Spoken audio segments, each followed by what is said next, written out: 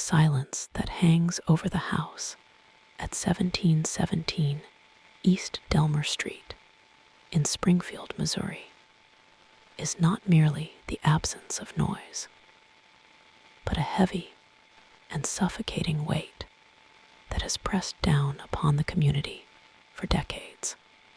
It was the early morning hours of June 7th in the year 1992, when the normal rhythms of life were severed by a mystery so profound that it continues to haunt the nightmares of the American Midwest. The summer air was thick with humidity and the anticipation of new beginnings as high school graduates celebrated their freedom. But for three women, the promise of the future was about to be swallowed by a void. Inside, the modest single-story home time seemed to stop, and the laws of reality bent to allow three living, breathing souls to vanish without a single scream echoing into the night. Sherrill Levitt was a 47-year-old mother known for her vibrancy and her deep devotion to her daughter. And she had built a life that felt safe and secure within the quiet neighborhoods of Springfield. She was a hairdresser who had touched many lives with her kindness, and she had spent the evening painting a chest of drawers and planning for the days ahead. Her daughter, named Suzie Streeter, was 19 years old and stood on the precipice of adulthood, filled with the boisterous energy of a teenager who had just graduated from Kickapoo High School.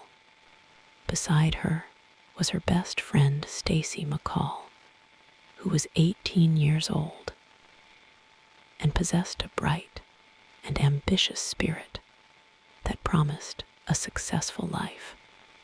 These three women represented the innocent spectrum of life, from maternal wisdom to youthful exuberance. Yet they were marked by a darkness that no one saw approaching. The evening began with the typical fanfare of graduation ceremonies, where families gathered to cheer for the class of 1992 amidst the flash of cameras and the rustle of polyester gowns. It was a time of joy and celebration, where the biggest concern should have been the humidity or the logistics of the after-parties that were planned across town. Stacy, McCall, and Suzie Streeter were inseparable, that night moving from one gathering to another with the restless energy of youth, enjoying their final moments of high school unity. They laughed and made plans and navigated the social landscape of Springfield with the confidence of young women who believed the world was theirs for the taking. The shadows of the night were merely a backdrop for their celebration, not a hiding place for predators. As the hours ticked past midnight, the two friends decided that they would not spend the night at the home of another friend in restricted housing, but would instead retreat to the comfort of the home Suzie shared with her mother, Sherrill. They drove their separate cars in a caravan of metal and headlights, cutting through the darkness of the early morning streets. The decision to change locations was a mundane one made 1,000 times by teenagers everywhere.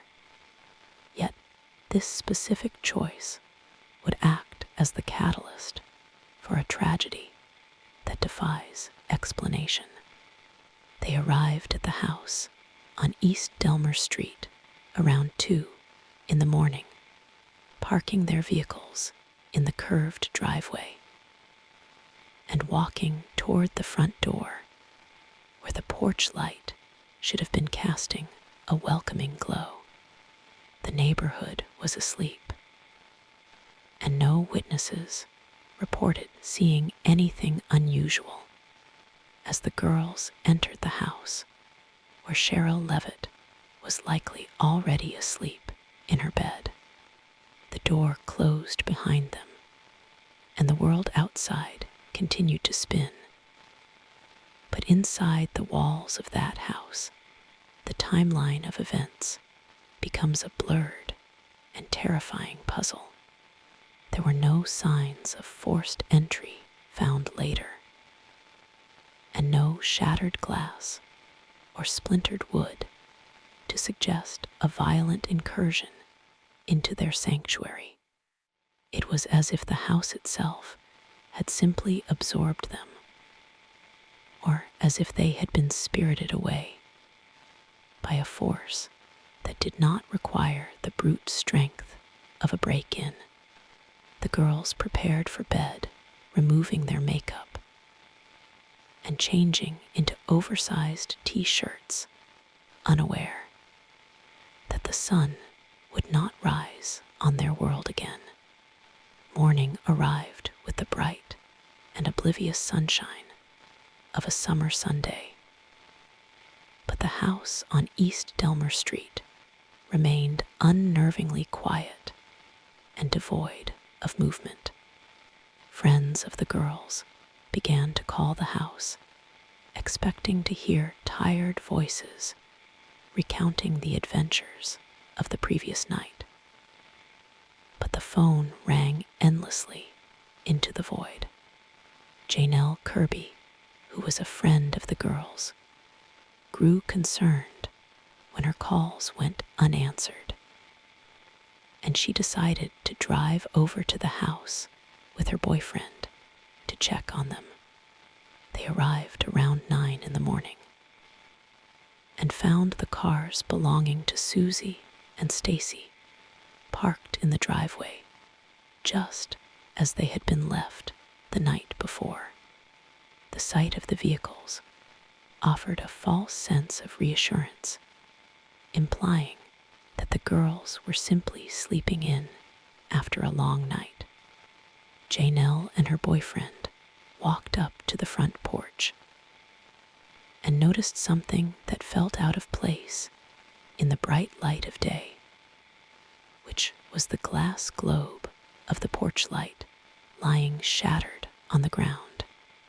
They swept the broken glass aside with innocent intentions, believing it was just a minor accident, and unknowingly altering a crime scene that would baffle investigators for decades.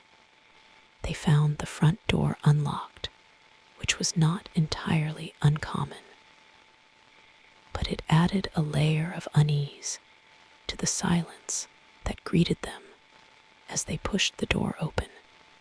Inside the house, the air was still and cool, and the family dog named Cinnamon was acting in a strange and agitated manner. The small Yorkshire Terrier was known to be calm, but now it paced nervously and yapped as if trying to communicate a terror it had witnessed.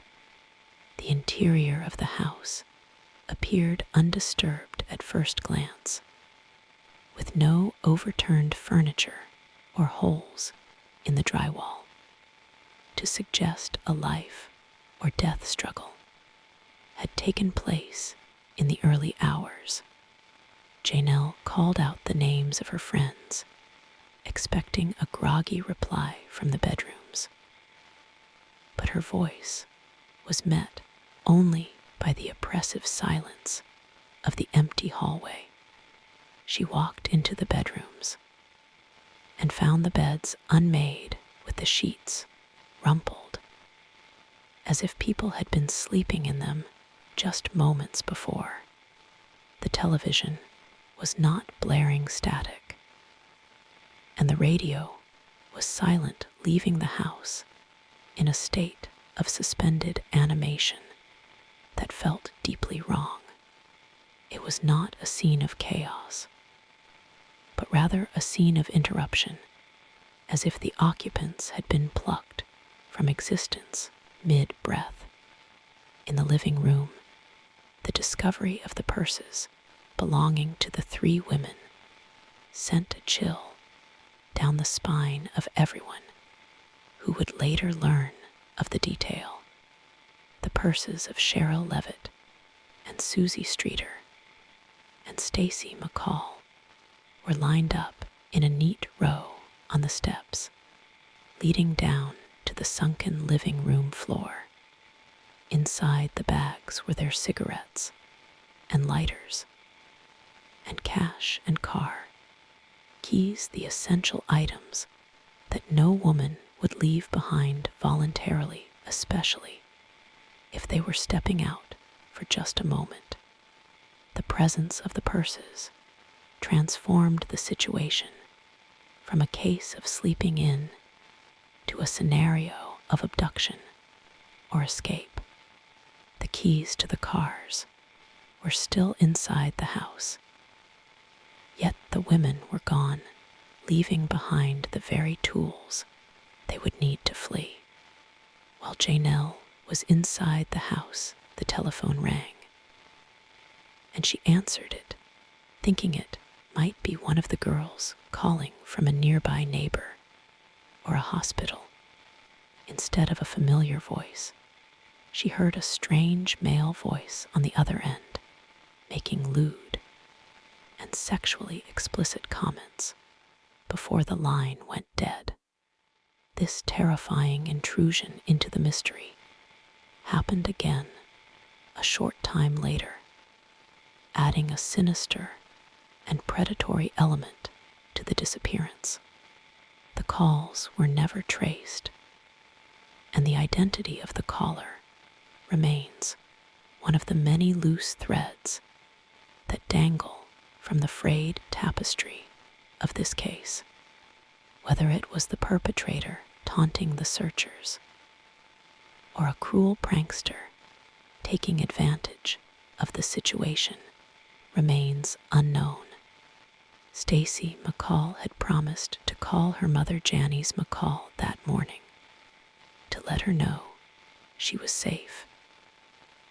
And when the call never came, Janice began to feel the cold grip of maternal intuition. Janice drove to the house on East Delmer Street and entered the scene that was slowly becoming crowded with concerned friends and family members who were unknowingly contaminating the evidence. She saw the purses lined up on the steps and felt a wave of nausea, realizing that her responsible daughter would never leave her belongings behind. She searched the house desperate for a note or a clue, but found only the remnants of a normal night interrupted. The clothes the girls had worn to graduation were folded neatly, and the makeup removal wipes were in the trash. It was not until hours later that the Springfield Police Department was officially notified, and the machinery of a missing persons investigation began to grind into motion.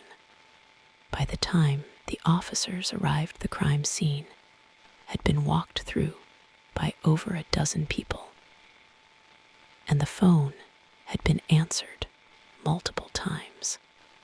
The potential for fingerprints or DNA evidence had been compromised by the well-meaning concern of friends and family who simply wanted to find their loved ones. The police taped off the house and began to grid search the yard and the surrounding neighborhood. But the golden hour of the investigation had already slipped away. The trail was not just cold, it was practically non-existent from the very moment the investigation started. Detectives combed through the house, looking for signs of a struggle that might have been missed by the untrained eyes of the teenagers who arrived first. They found that the blinds were drawn in a way that suggested the women were preparing for sleep, and the beds were indeed slept in, implying the abduction happened after they had retired. The dog Cinnamon was extremely skittish and would not settle down, which led police to believe the intruder was someone the dog did not know, or that the dog had been traumatized by a violent event. The shattered porch light remained the only physical evidence of forced entry or deception, suggesting someone might have unscrewed the bulb to lure Sherrill to the door in the dark. Theories began to swirl through the community of Springfield, like leaves caught in a whirlwind of panic and suspicion and paranoia. One theory suggested that the women had been victims of a serial killer who was passing through the area looking for targets of opportunity. Another theory posited that Suzie Streeter had been the intended target due to her testimony in a previous legal matter, and that her mother and friend were collateral damage. The police looked into every ex-boyfriend and every disgruntled acquaintance and every transient who had been seen in the area. They chased leads that went to the ends of the earth and back, but every road led to a dead end. A witness eventually came forward reporting seeing a green van in the area around the time the women were thought to have been taken. The description of the van was generic enough to match thousands of vehicles, yet specific enough to haunt the investigators who could never locate it. The witness claimed the van was driven by a man who looked out of place in the quiet suburban neighborhood. This sighting gave birth to the theory that the women were transported away from the house in a vehicle taken against their will to a secondary location where their fates were sealed. The green van became a ghost ship in the folklore of the case, seen by many in their mind's eye, but never found in reality. Another disturbing lead involved a waitress at a local diner who claimed she saw the three women in the early morning hours of June 7th. She stated that the women seemed distressed and were in the company of aggressive men who were preventing them from leaving or making contact with others. The police investigated this sighting with vigor, but like so many others, it dissolved under scrutiny due to inconsistencies in the timeline and lack of corroborating witnesses. The desperation for answers led people to see the Springfield Three in every shadow and every passing car, creating a mirage of hope that constantly evaporated. The name Robert Cox emerged from the files of the investigation as a prime suspect due to his history and his presence in Springfield at the time. Cox was a convicted kidnapper who had served time for abduction and was working in the area when the women vanished. He had given alibis that were later called into question. and he made chilling statements to journalists years later, suggesting he knew where the bodies were buried. He claimed that the women were dead, and that they would never be found, taunting the authorities and the families with the possibility that he held the key to the mystery. Despite the strong circumstantial cloud around him, no physical evidence ever linked him directly to the house on East Delmer Street. The search for the bodies became a macabre ritual for the community of Springfield, with volunteers scouring fields and caves and sinkholes in the Ozarks every time a hunter found a bone in the woods, or a construction crew unearthed something unusual. The town held its breath, praying for closure while fearing the worst. The landscape of Missouri, with its dense forests and hidden caverns, offered a million hiding places for those who did not wish to be found. The ground itself seemed to be conspiring to keep the secret, swallowing the evidence, and offering nothing in return but silence. One of the most persistent and haunting rumors involves the parking garage at Cox Hospital, which was under construction during the summer of 1992.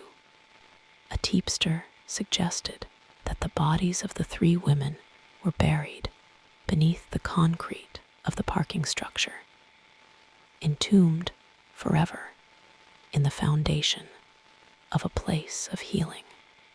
Ground-penetrating radar scans conducted years later showed anomalies in the concrete that were consistent with the size and shape of human remains.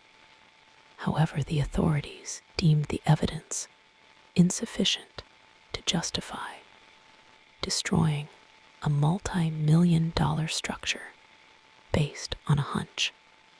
The idea that the women lie beneath the tires of daily commuters adds a layer of Gothic horror to the city landscape. As the years turned into decades, the faces of Sherrill and Suzie and Stacy remained frozen in time on the missing persons posters that faded in the sun. The case of the Springfield 3 became a dark legend that was whispered about at sleepovers and discussed in hushed tones at beauty salons.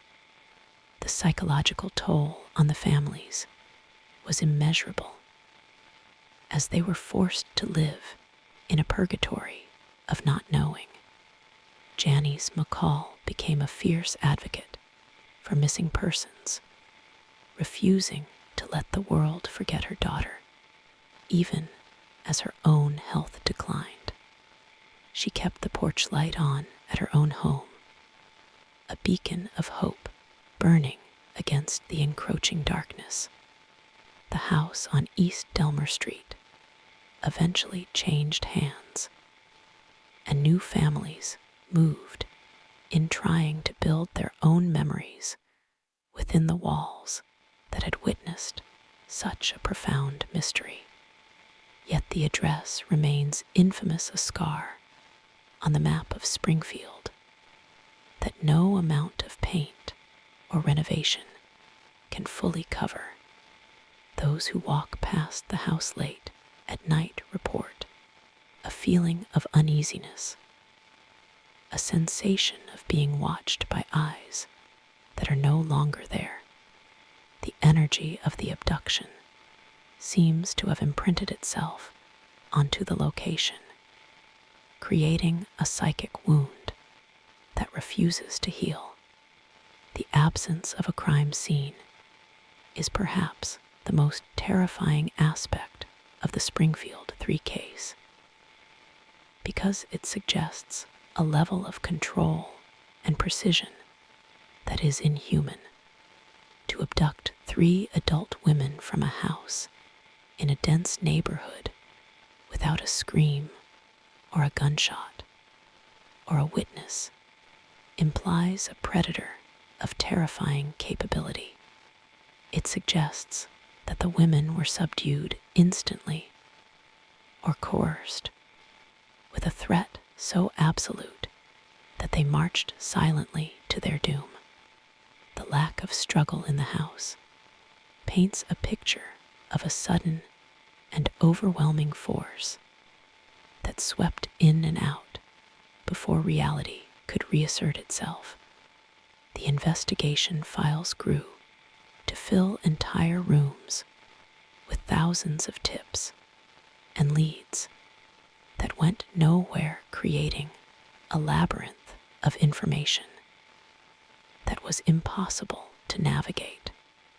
Police consulted psychics and profilers and experts from the Federal Bureau of Investigation, but the answer remained just out of reach. The case highlighted the fragility of safety, showing that even in a locked house with family and friends, one is not truly immune to the darkness.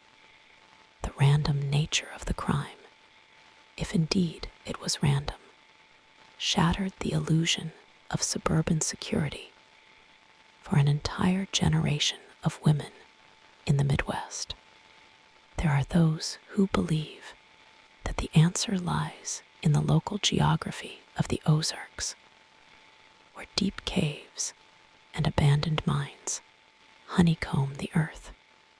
It is easy for things to disappear in the rugged terrain where nature reclaims everything with vines and erosion. If the women were taken to a remote location and disposed of, it is possible that they will never be found, their remains becoming part of the geological history of the region.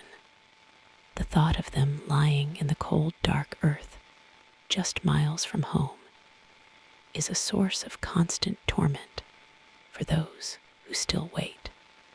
The broken porch light remains the central symbol of the mystery, a small detail that suggests a calculated trap.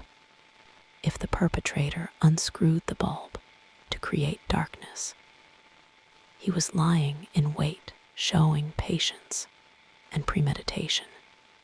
He watched the house, and he watched the women arrive, and he waited for the perfect moment when the neighborhood was deepest in sleep.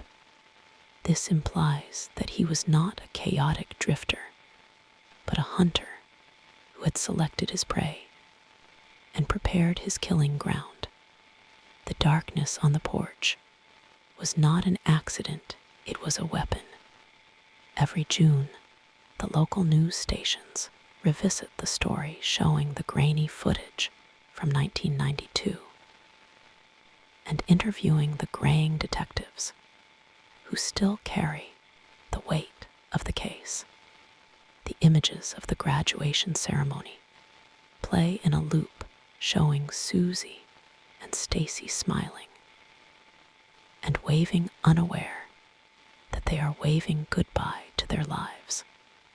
These archival ghosts serve as a grim reminder that evil does not always have a face, and that justice is not always guaranteed.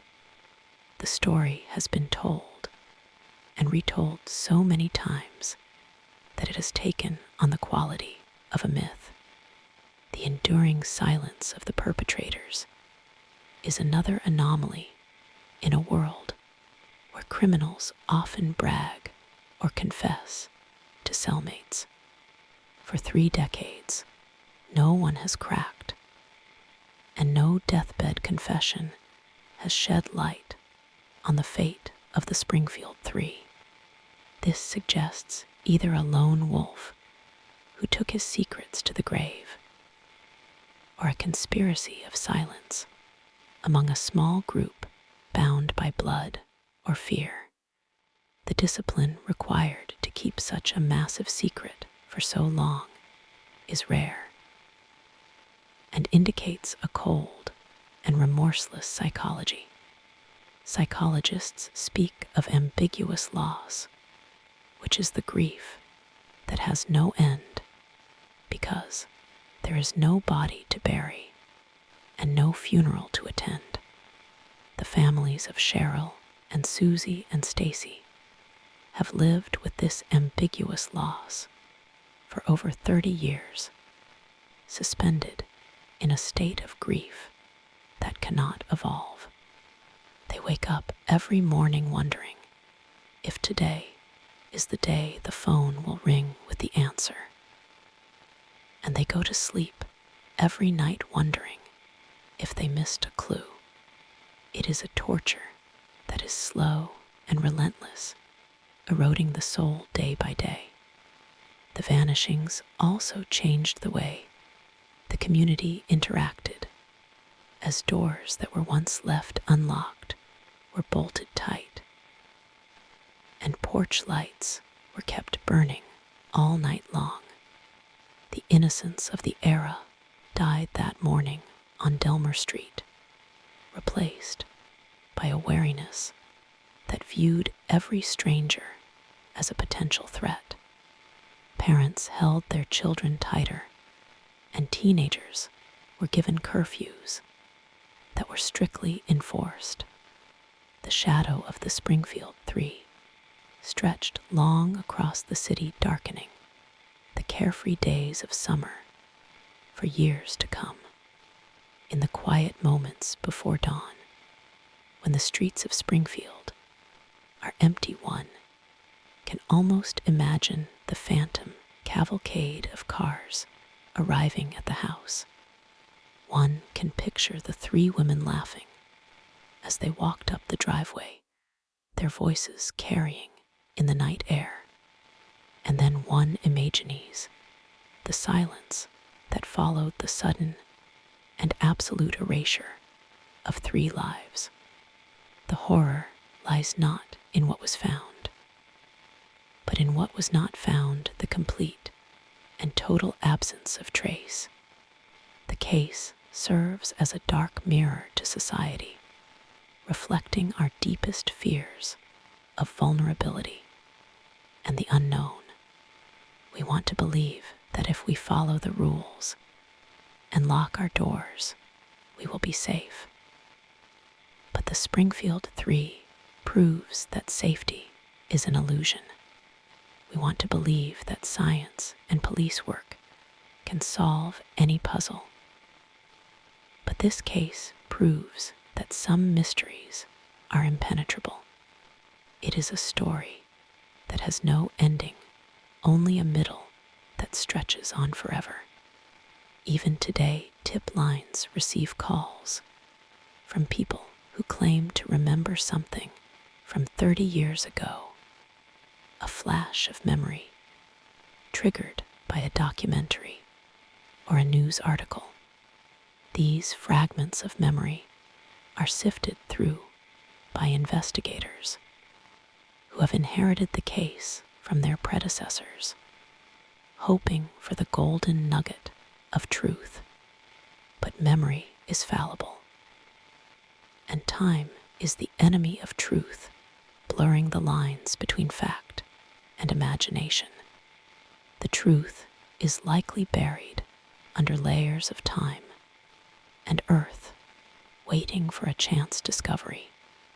As we look back at the graduation photos of Suzie and Stacy, we see the potential that was stolen, the careers not pursued, and the families not started.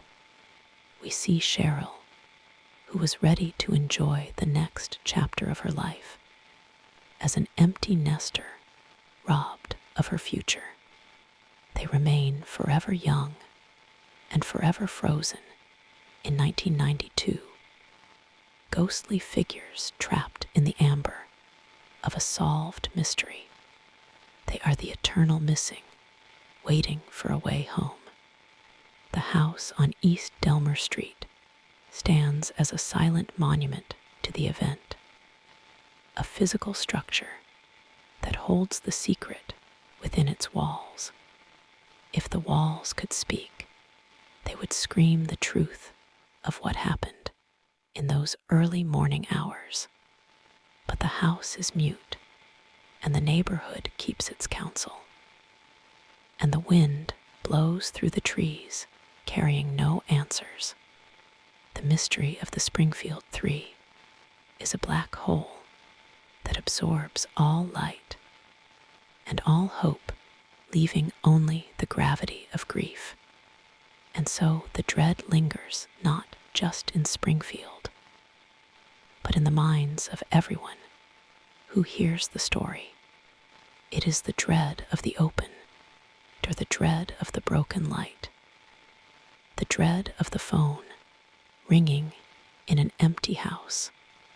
It is the realization that people can vanish, leaving no trace left behind, as if they were never there at all.